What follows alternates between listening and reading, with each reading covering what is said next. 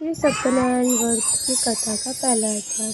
एक समय तीर्थकेशौन कदि 88,000 ऋषियों से सूतक जी से पूछ रहे हैं कि हे प्रभु, इस कलयुग में वेद विद्या रहित मनुष्य को प्रभु भक्ति किस प्रकार मिलेगी तथा उनका उद्धार कैसे होगा। इसलिए ये मुनि ऋषि कोई ऐसा तप कहिए जिसमें थोड़ा समय में पुण्य प्रताप होवे तथा मनवांछित फल मिले। वह कथा सुनने की हमारी इच्छा है। सर्वशास्त्र ज्ञात श्री सूतक जी बोले, हे वैष्णवों, मैं पूछे आप सबने प्राणियों के हित की बात पूछी है। अब मैं उस श्रेष्ठ व्रत को आप लोगों से कहूँगा जिस व्रत को नारद जी ने लक्ष्मी नारायण जी से पूछा था और लक्ष्मीपति ने मुनि ऋषिश नारद को कहा था, सो ध्यान से सुनो। एक समय योगीराज नारद जी दूसरों के हित की इच्छा से अनेक लोकों में घूमते हुए मृत्यु लोक आ पहुँचे। यहाँ अनेक योनियों में जन्मे हुए सभी मनुष्यों को अपने कर्मों द्वारा अनेक दुखों से पीड़ित देखकर सोचा कि इस यातना के करने से निश्चित ही दुखों का नाश सकेगा। ऐसा मन में सोचकर विष्णु लोक को गए। वहाँ श्वेत स्वर्ण गणों और 4 भुजाओं वाले देवों के ईश नारायण का, जिनका हाथ में शंख चक्र गदा और पद्म थे, वरमाला पहने हुए थे, देखा कि स्तुति करने लगे, हे भगवान, आप इस अत्यंत शक्ति से संपन्न हैं। मन तथा वाणी भी आपको ही नहीं पा सकती। आप अधि मध्य अंत नहीं, निर्गुण स्वरूप, सृष्टि के कारणभूत व भक्तों के दुख को नाश करने वाले हो। आपको मेरा नमस्कार है। नारद जी ने इस प्रकार की स्तुति सुनकर विष्णु भगवान बोले कि हे मुनि श्रेष्ठ, आपके मन में क्या है? आपका किस काम के लिए आगमन हुआ है? निसंकोच कहो।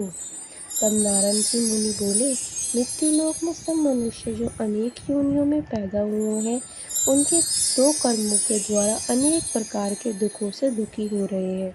हे नारद, मुझे पर ये दया रखते हुए तो बतलाइए कि उन मनुष्यों को सब दुख थोड़े से ही प्रत्यंत से कैसे दूर हो सकते हैं। तो श्री भगवान जी बोले, हे नारद, मनुष्यों की भलाई के लिए तुमने बहुत अच्छी बात पूछी है। जिस काम के करने से मनुष्य मोह से छूट जाता है, वह मैं कहता हूँ, सुनो। बहुत पुण्य देने वाला स्वर्ग तथा मृत्यु लोक दोनों से दुर्लभ एक उत्तम व्रत है। आज मैं प्रेमवश होकर तुमसे कहता हूँ, सत्यनारायण का ये व्रत अच्छी तरह विधि पूर्वक तप करके मनुष्य तुरंत ही यह सुख भोग कर मरने पर मोक्ष को प्राप्त होता है। श्री भगवान के वचन सुनकर नारद मुनि बोले कि उस व्रत का फल क्या है? क्या विद्वान और किसी ये व्रत किया है और किस दिन ये व्रत करना चाहिए? विस्तार से कहूँ। भगवान बोले, दुख शोक आदि को दूर करने वाला, धन ध्यान को बढ़ाने वाला, सौभाग्य तथा संतान को देने वाला ये व्रत सब स्थानों पर विजय करने वाला है। भक्ति और श्रद्धा के साथ किसी भी दिन मनुष्य ही श्री सत्यनारायण की शाम के समय ब्रह्मचारों और बंधुओं के साथ धर्म प्राणायाम होकर पूजा करे। भक्ति भाव से मित्र व्यन, केले का फल, घी, दूध और गेहूं का चूर्ण सवै ले। गेहूं के अभाव में पाठी का चूर्ण, शक्कर तथा गुड़ ले और सब भक्षण योग पदार्थ तथा जमा करके भगवान को अर्पण कर दे तथा बंधुओं सहित ब्राह्मणों को भोजन करवाए। इसके पश्चात स्वयं भोजन करे, नित्य गीत आदि का आचरण करे, सत्यनारायण भगवान का स्मरण करे तथा समय व्यतीत करे। इस तरह व्रत करने पर मनुष्य की इच्छा निश्चित ही पूरी होती है।